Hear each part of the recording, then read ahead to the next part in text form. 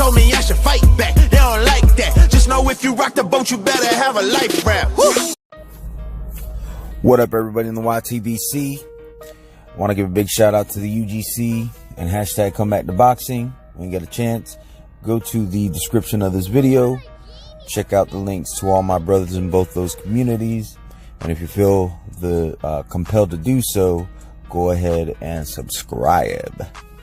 But anyways, let me go ahead and get into the topic of this video. Yesterday, I heard that Keith Thurman said that the Spence fight is on the horizon at the end of 2020. And I just got to say, I'm really getting tired of Keith Thurman. Like, I have supported this dude so many times in the past.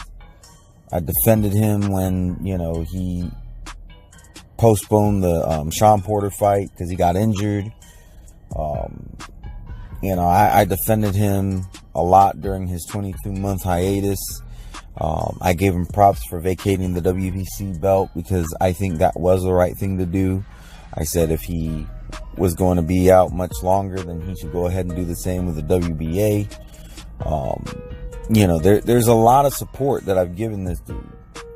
But I'm not a fan of any boxer more than I'm a fan of the sport. And, you know, at one time, Keith Thurman was talking about becoming undisputed. He was talking about, you know, fighting everybody.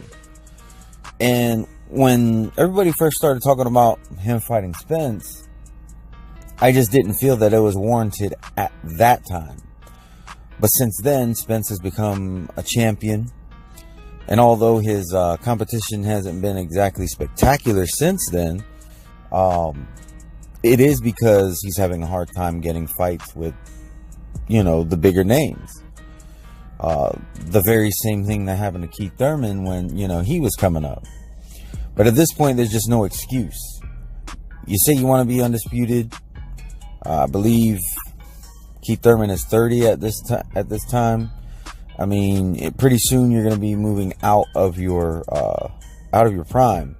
Why wait a year and a half to make that fight? Like, just go ahead and, you know, take care of your business with Manny Pacquiao. You say you're going to retire him. You know, I can't fault you for having confidence. I do think that you need to be a little bit more respective, but hey, that's just my opinion. But, you know, you're willing to fight Manny Pacquiao on PEDs, but you're not willing to fight a unification with Errol Spence Jr. And I think that that's just complete and utter bullshit. So that's just my opinion on that matter. Errol Spence Jr. is not, or I should say his fanboys are not safe from this video as well. If you're there going, yeah, Keith Thurman, you rip that ponytail off. You tell him, if that's what you're doing and you are a Spence fanboy, you about to get it too, because Spence right now is acting like a diva and doesn't want to fight Sean Porter just because they don't want to put it on pay-per-view, or at least he's not going to fight him unless it's on pay-per-view. That's his whole reasoning. Now, the reason why I'm aiming specifically for the head of the fanboys is because I remember when Keith Thurman got injured, and immediately people were, you know, making conspiracy theories that he's faking the injury because he didn't want to fight Sean Porter. And then what ended up happening is he ended up fighting Sean Porter. Yes, the fight got postponed, but the point is he fought Sean Porter, and when he did postpone that fight, it was for the reason of injury. Whereas Errol Spence Jr. is for the reason of just being a diva. I'm sorry, like, if you disagree with that, that's perfectly fine.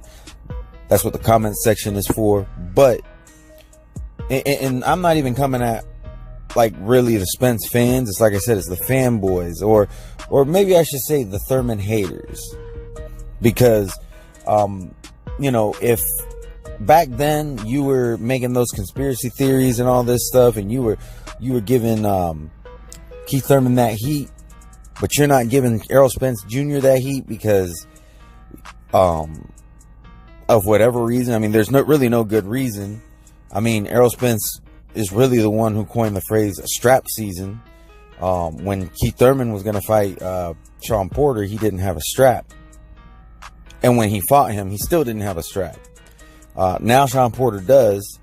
This dude says strap season, but they're having a hard-ass time making this fight because of stupid reasons like it's not going to be on pay-per-view.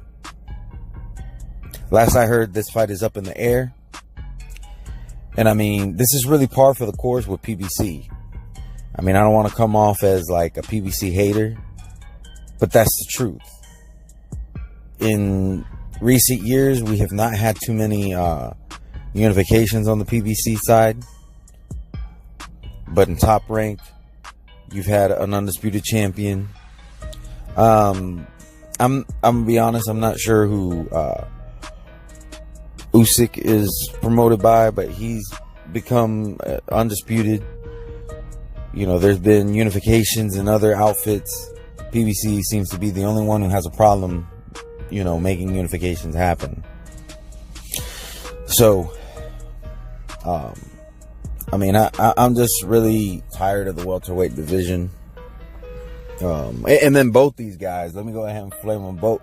You know, I already hit one side with one, the other side with the other. Now they're both going to get it at the same time. Fight Terrence Crawford. Y'all say he hadn't done nothing, but yet he was able to become a champion in his first fight. He's made some defenses. If you feel that he hasn't done enough, then it should be no problem taking him out. Just taking that strap off of him. But anyways, for my subscribers, anybody watching my videos, or if you just so happen to stumble on this video, please leave a comment. Let me know what you think of this. Let's go ahead and have an open dialogue. And y'all have a wonderful and blessed day. Peace. Undefeated.